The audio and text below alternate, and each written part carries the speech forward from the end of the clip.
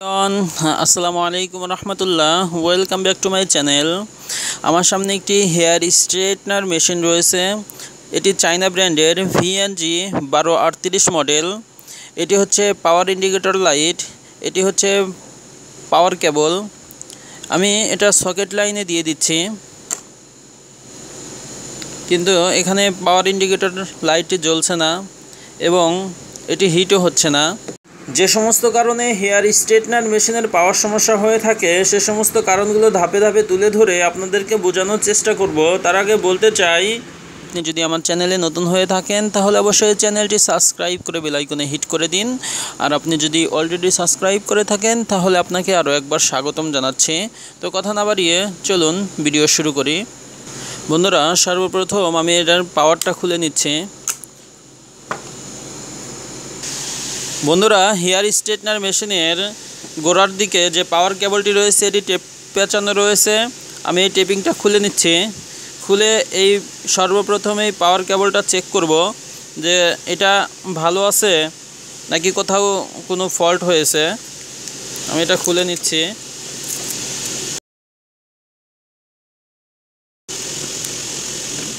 আমি এটা আলাদা করে নিয়ে পাওয়ার কেবলটা মাল্টিমিটার দিয়ে চেক করে নিই। বন্ধুরা, পাওয়ার কেবলের এক প্রান্ত আমি শর্ট করে দিয়েছি, অপর প্রান্তে মাল্টিমিটার ধরলে একটি পাঠ পাবো বা একটি সাউন্ড পাবো।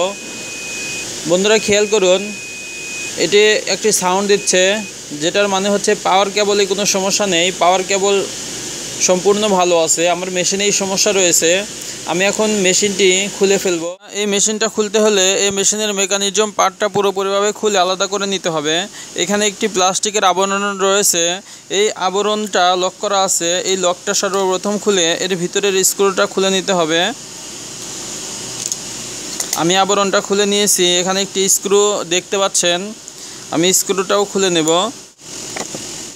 এই পাশে অন্য আরেকটি স্ক্রু সিস্টেম রয়েছে, আমি এটা আলাদা করে নিচ্ছি। দুইটা অংশ একত্রে খুলে নিলাম।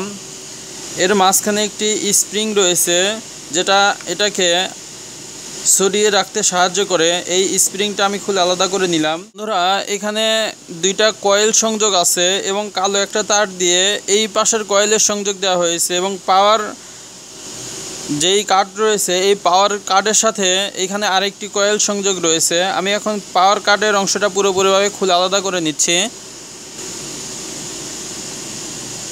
চারটা স্ক্রু দিয়ে লক করা ছিল, স্ক্রু চারটা খুলে নিলাম। বন্ধুরা, এর ভিতরে একটি কার্ড রয়েছে। এই পাওয়ার কেবলটা সরাসরি এই কার্ডের সাথে সংযুক্ত আছে এবং এখানে একটি সুইচ আপনারা দেখতে পাচ্ছেন, এটা একটি পুশ সুইচ। এখন পাওয়ার কার্ডটা খুলে আলাদা করে নিচ্ছি। বন্ধুরা দেখতে পাচ্ছেন এখানে অনেকগুলো ইন্ডিকেটর লাইট রয়েছে। যাই হোক, আমি পাওয়ার কার্ডটা এখন আমি চেক করে নেব প্রতিটা অংশ। এজন্য আমি মাল্টিমিটারটি নিয়ে নিচ্ছি। আমি সম্পূর্ণ কাজটা আপনাদের মাঝে শেয়ার করব, খুব মনোযোগ সহকারে কাজগুলো দেখবেন। মাল্টিমিটারটি ডায়োড মোডে সিলেক্ট করে দিলাম। সর্বপ্রথম আমি এই পাওয়ার কার্ডে কোনো আইসি, ডায়োড বা কোনো অংশ শর্ট আছে কিনা এই শর্টটা খুঁজে বের করব এবং এখানে যে কয়েলগুলো রয়েছে প্রতিটা কয়েল মেজারমেন্ট করে দেখব। ক্যাপাসিটরটা আমি মেজারমেন্ট করে নিচ্ছি।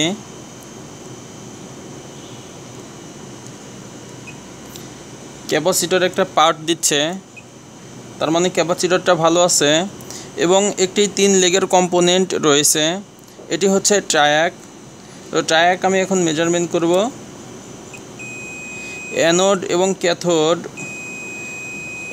ক্যাথোড প্রান্তে শর্ট দেখাচ্ছে, তো অ্যানোড এবং ক্যাথোড প্রান্তটা শর্ট হয়ে গিয়েছে। এই একটা কম্পোনেন্ট খারাপ পেলাম। এখন এদিকে যদি খেয়াল করেন, একটা ডায়োড, একটা জিনার ডায়োড এবং একটা আইসি রয়েছে। আমি এখন ডায়োডটি মেজারমেন্ট করব। যদি আইসিটা খারাপ হয়ে যায় সেক্ষেত্রে ডায়োড শর্ট দেখাবে।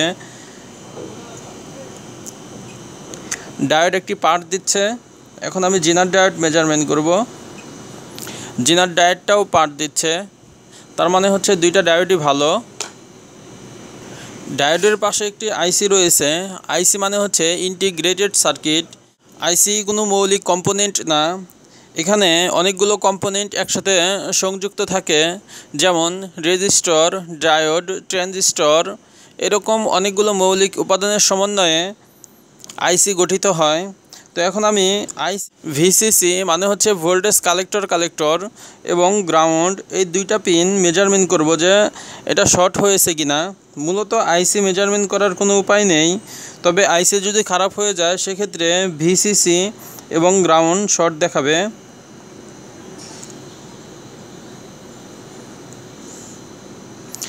আইসির কোনো লেগ শর্ট নেই, তার মানে হচ্ছে আইসিটা ভালো আছে। বন্ধুরা খেয়াল করুন, এখানে 4টি টার্মিনাল রয়েছে। এটি হচ্ছে কয়েলের টার্মিনাল। তো কয়েল যদি ভালো থাকে সেক্ষেত্রে এখানে একটি পার্ট দেবে, আর যদি কয়েল খারাপ থাকে তাহলে কোনো পার্ট দেবে না। তার মানে হচ্ছে কয়েলগুলো ভালো আছে। বন্ধুরা এই সার্কিটে শুধু আমরা একটি কম্পোনেন্ট খারাপ পেলাম, সেটা হচ্ছে একটি নাম্বার হচ্ছে Z0409MF। বন্ধুরা যেহেতু আমার কাছে এই মুহূর্তে এই মডেলের কোনো টায়াক নেই, তবে এখানে এই টায়াকটি রিপ্লেস করলে আমার এই মেশিনটা ওকে হয়ে যাবে। তো বন্ধুরা আপনাদের হেয়ার স্ট্রেটনার মেশিনে যদি এই সমস্যা হয়ে থাকে সেক্ষেত্রে আপনারা আমার ভিডিওতে দেখানো পদ্ধতিতে সবগুলো ইকুইপমেন্ট আপনারা মেজারমেন্ট করবেন, এবং যদি এই টায়াকটা সমস্যা হয়ে থাকে তাহলে আমি যেই মানটা বলেছি এই মানের একটি টায়াক যদি আপনি রিপ্লেস করে দেন তাহলে কিন্তু আপনার এই মেশিনটা রেডি হয়ে যাবে। হেয়ার স্ট্রেটনার মেশিন নিয়ে এই ছিল আজকের ভিডিওটি কেমন লেগেছে অবশ্যই কমেন্ট বক্সে লিখে জানাবেন। যেহেতু আমার কাছে এই মুহূর্তে এই টায়াকটি নেই, এর জন্য আমি এটা পাওয়ার রেডি করে দেখাতে পারতেছি না, তবে এখানে যদি এই পার্টসটা আমি রিপ্লেস করে দেই তাহলে 100% মেশিনটা ওকে হবে। তো সবাই ভালো থাকবেন, সুস্থ থাকবেন। আজকের মতো এখানেই বিদায় নিচ্ছি।